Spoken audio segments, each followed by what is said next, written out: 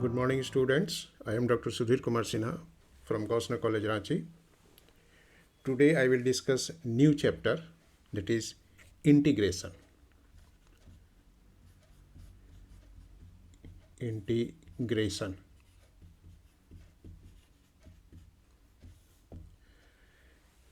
This is in business mathematics for BCom semester 3. This is also important for class 12 commerce. So 12 commerce के बच्चे भी इसको देख सकते हैं, बट अभी हम पढ़ा रहे हैं बीकॉम सेमेस्टर 3 के लिए बिजनेस मैथमेटिक्स इंटीग्रेशन। जैसे कि हम लोग लास्ट क्लास में डिफरेंशिएशन के बारे में देखे थे, तो डिफरेंशिएशन का ये बिल्कुल रिवर्स है। Reverse means integration is the reverse of differentiation. तो इसको हम ऐसा लिख सकते हैं, इंटीग्रेशन इज द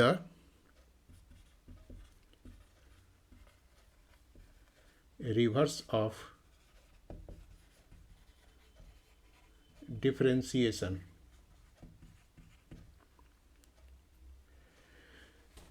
जैसे प्लस का रिवर्स होता है माइनस, माइनस का रिवर्स होता है प्लस, उसी तरह डिफरेंशिएशन का रिवर्स होता है इंटीग्रेशन, और इंटीग्रेशन का रिवर्स होता है डिफरेंशिएशन। इसको हम एग्जांपल देकर के समझाएंगे। साइन ऑफ इंटीग्रेशन, साइन या इसको सिंबल भी कह सकते हैं। सिंबल इसका है, ये इस टाइप से लिखते हैं इसको, थोड़ा एस के जैसा इसका शेप है, लेकिन प्रॉपर एस नहीं है। और इसमें सी इज ए कांस्टेंट,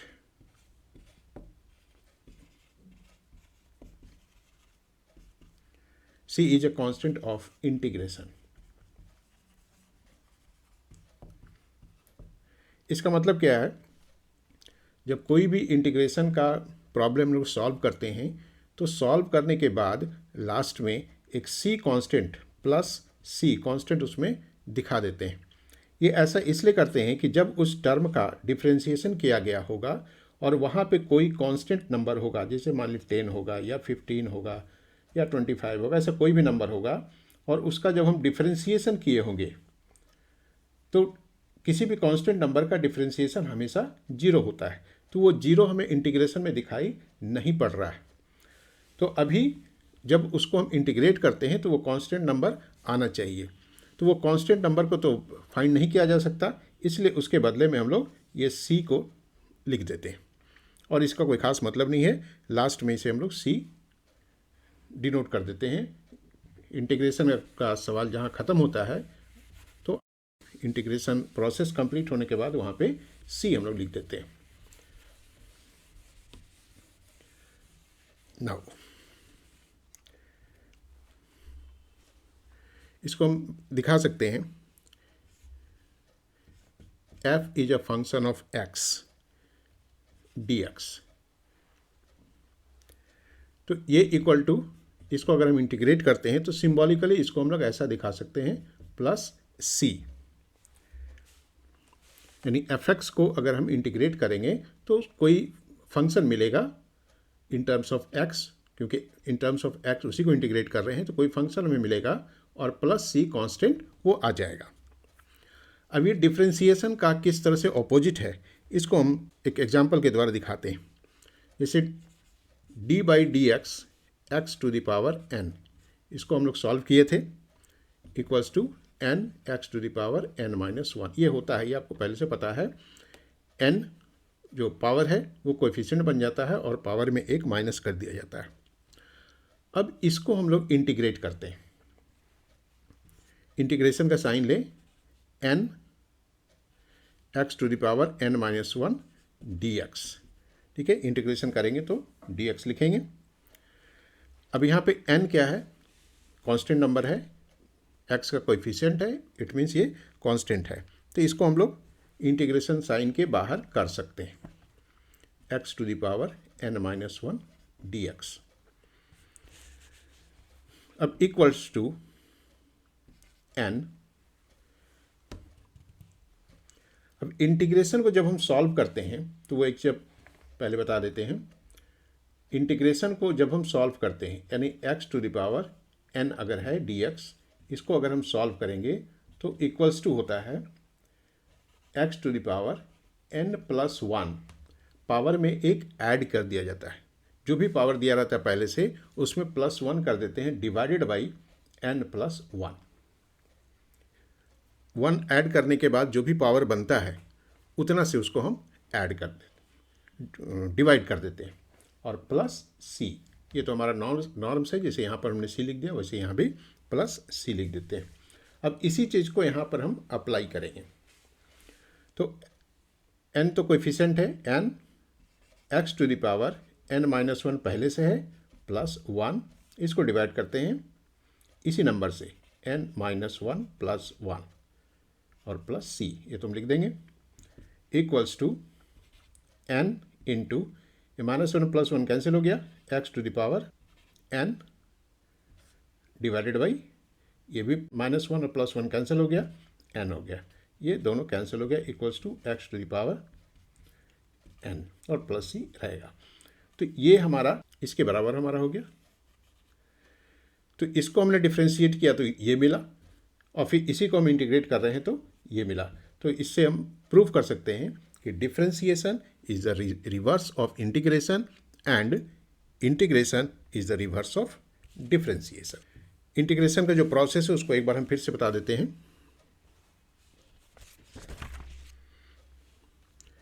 यानी इंटीग्रेट करना है x to the power n dx को, तो इक्वल्स टू होगा x to the power n plus 1।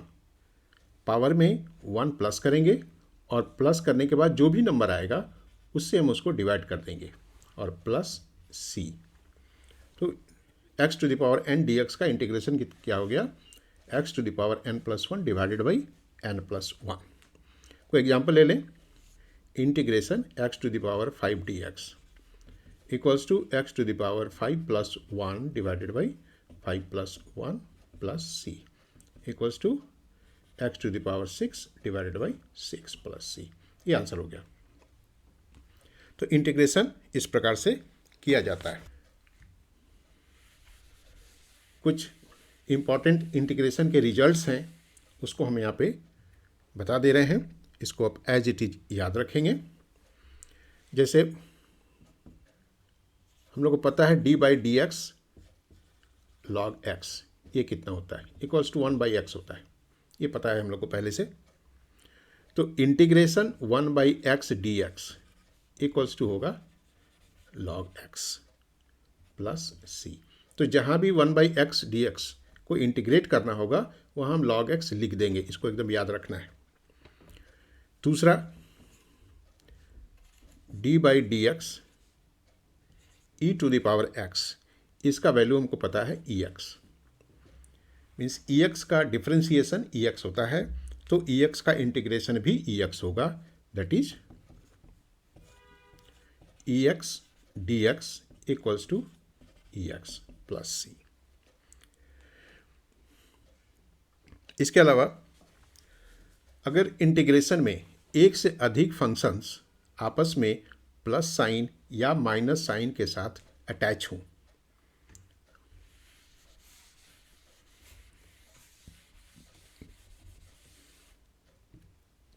ठीक है, ये हम तीसरा एग्जांपल ले रहे हैं।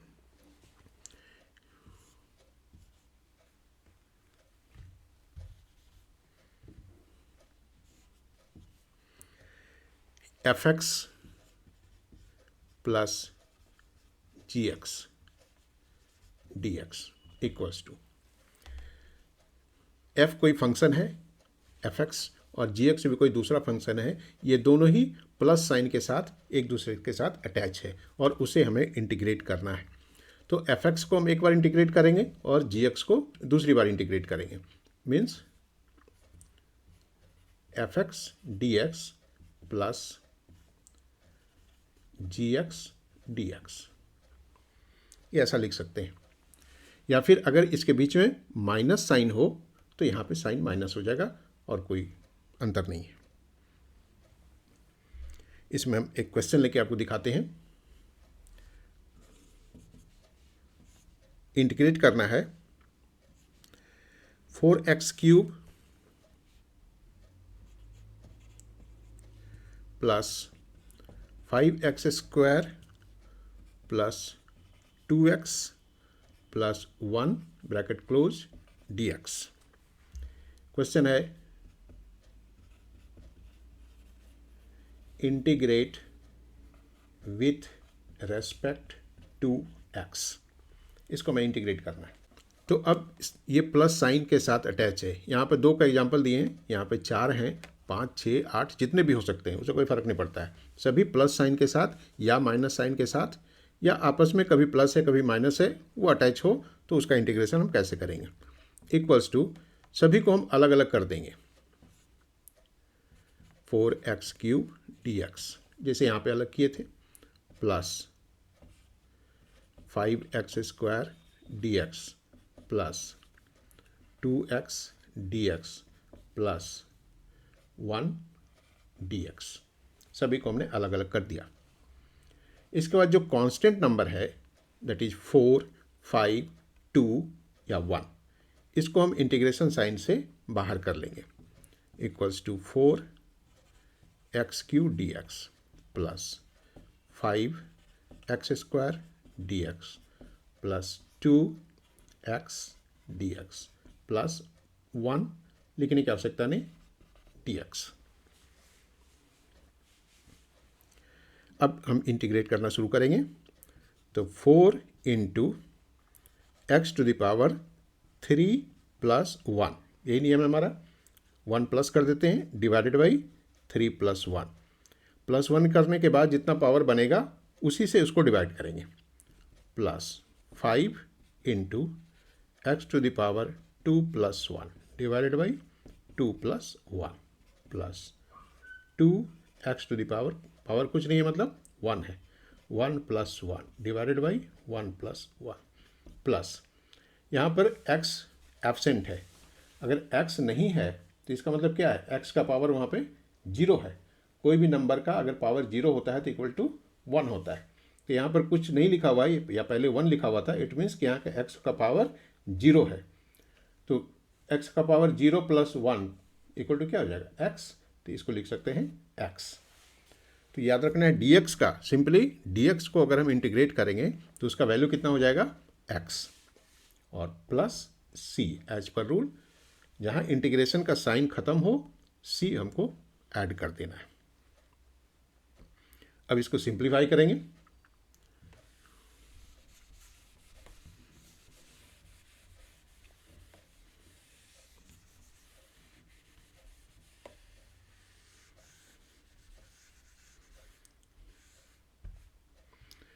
Equals to 4 into x to the power 4 by 4 plus 5 into x³ by 3 x³ by 3 plus 2 into x² by 2 plus x plus c। जो कटता है काट देंगे, 4 4 कैंसिल हो गया, 2 और 2 कैंसिल हो गया। Equals to x to the power 4 plus 5x³ plus x² plus x plus c। ये हमारा आंसर हो गया। ठीक है, तो समझ में आया होगा। हम एक दूसरा एग्जाम्पल भी लेके बताते हैं।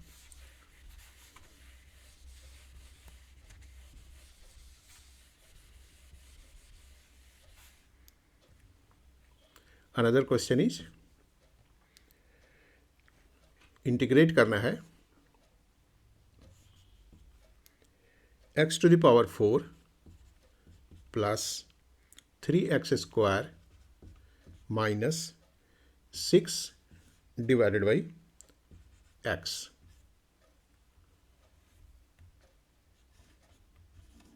dx इसको इंटीग्रेट करना है। तो यहाँ पर x ईच टर्म को डिवाइड कर रहा है। तो इसको हम सिंप्लीफाई पहले कर लेंगे। X to the power 4 by x plus 3x square by x minus 6 by x dx। यहाँ पर x हर एक टर्म को डिवाइड कर रहा है, इसलिए उसको हम अलग अलग डिवाइड के फॉर्म में लिख दिया। इक्वल्स टू, ये हो गया x cube plus 3x minus 6 by x dx। अब ये तीन टर्म हो गए, तीनों को हम अलग अलग कर दें। Equals to x cube d x plus 3x dx minus 6 by x dx equals to, इसमें कोई कांस्टेंट नहीं है तो वैसे ही रहेगा, x cube d x plus 3x dx minus 6 1 by x dx। तो इसको मैक्सिमम हमने सिंप्लीफाई कर दिया, अब इंटीग्रेट करेंगे।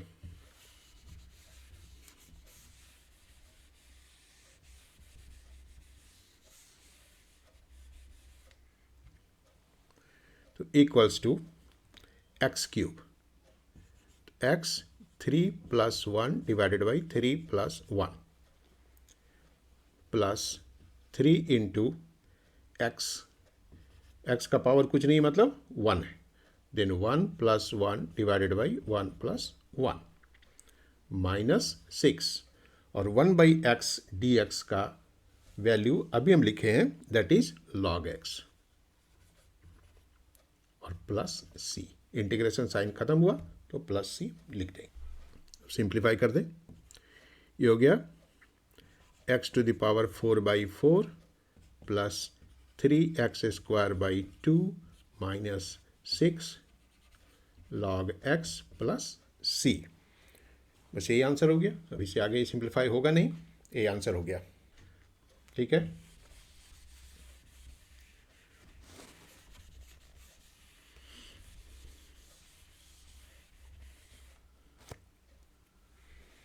अनदर क्वेश्चन ले रहे हैं।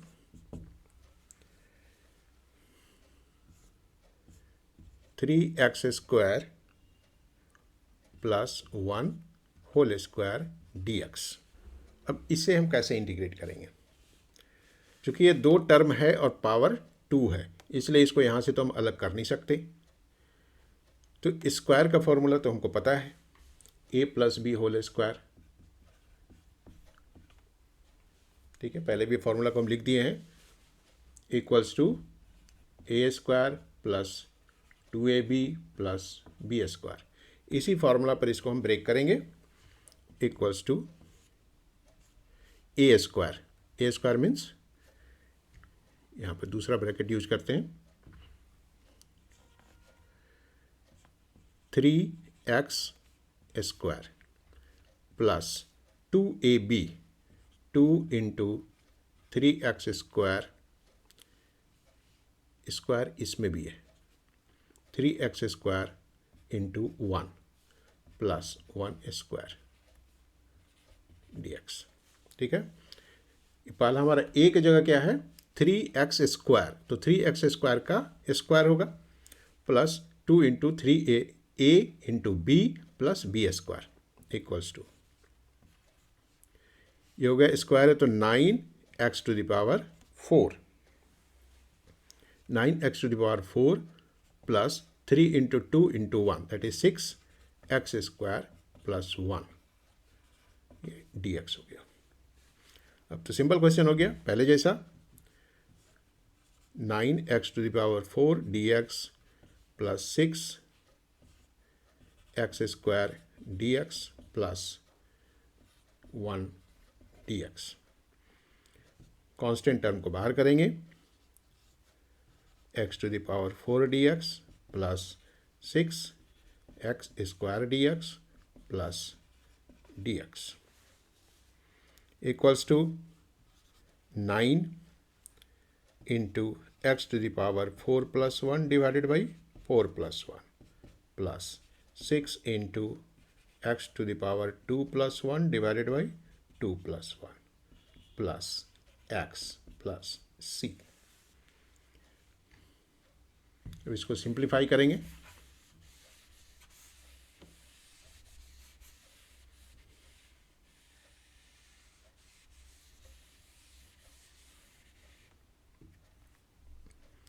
Equals to 9x⁵ divided by 5 plus 6x³ by 3 plus x plus C. ये 3 ऐसे कैंसिल होता है, equals to 9x⁵ plus 2x³ plus x plus C. तो ये आंसर हो गया।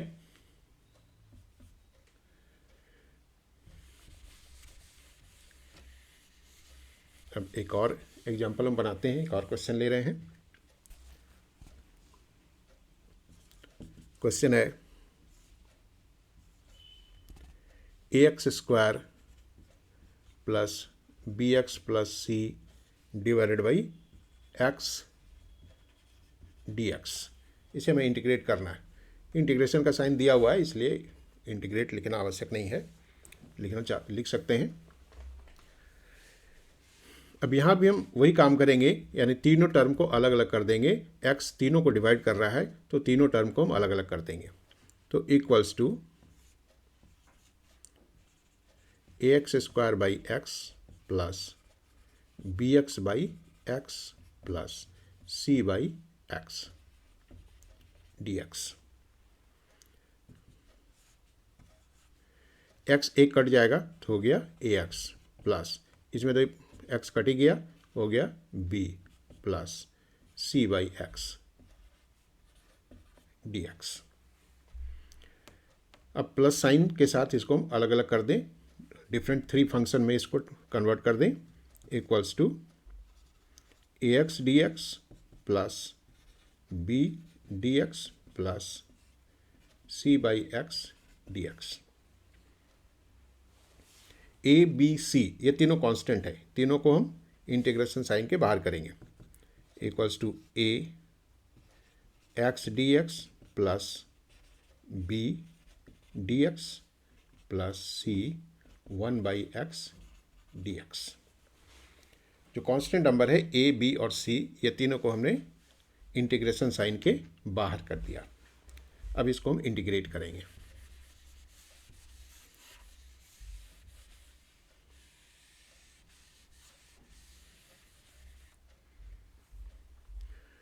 तो equals to a into x का पावर कुछ नहीं मतलब 1 है, x⁴ 1 plus 1 by 1 plus 1 plus b dx का इंटीग्रेशन क्या हो गया x plus c 1 by x का इंटीग्रेशन शुरू में ही लिख दिए हैं log x प्लस यहाँ पर हम k कांस्टेंट लिख देते हैं, ठीक है, क्योंकि c यहाँ पे ऑलरेडी दिख रहा है, इसलिए हम लोग कांस्टेंट की जगह पे k लिख देते हैं।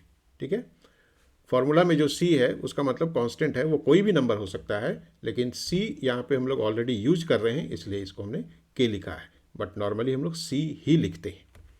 सॉल्व करें इसको। ax² by 2 plus bx plus c log x plus k। यहाँ पे लिख देते हैं वेयर